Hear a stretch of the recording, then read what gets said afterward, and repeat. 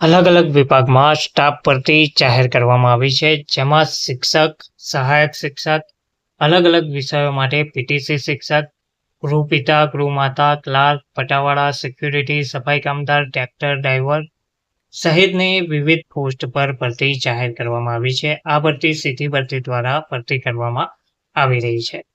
આ સ્ટાફ ભરતી વિશેની વિગતવાર માહિતી જોઈએ. નમસ્કાર મિત્રો, સ્વાગત છે તમારું અમારી યુટ્યુબ ચેનલમાં.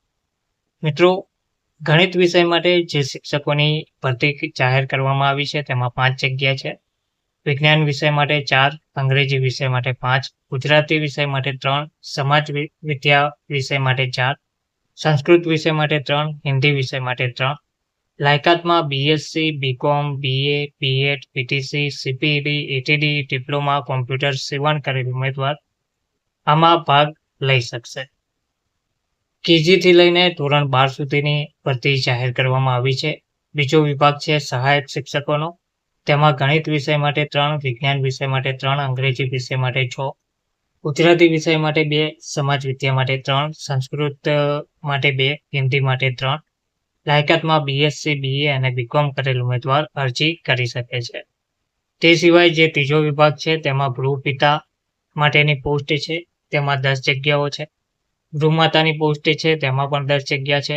ક્લાર્કની પોસ્ટમાં 4 જગ્યા, પટાવાળાની પોસ્ટ પર 5 જગ્યા, સિક્યુરિટી માટે 6 જગ્યા, સફાઈ કામદાર માટે 8 જગ્યા અને ટ્રેક્ટર ડ્રાઈવર માટે 2 જગ્યા પર ભરતી જાહેર કરવામાં આવી છે. તો આ જે ભરતી છે તે તક્ષશિલા વિદ્યા કેમ્પસ અમદાવાદ રોડ પર જાહેર કરવામાં આવી છે. ઉમેદવારોએ સંપૂર્ણ બાયોડેટા સાથે ઉપર જણાવેલ તારીખ, સમય અને સ્થળે સ્વખર્ચે ઉપસ્થિત રહેવાનું રહેશે.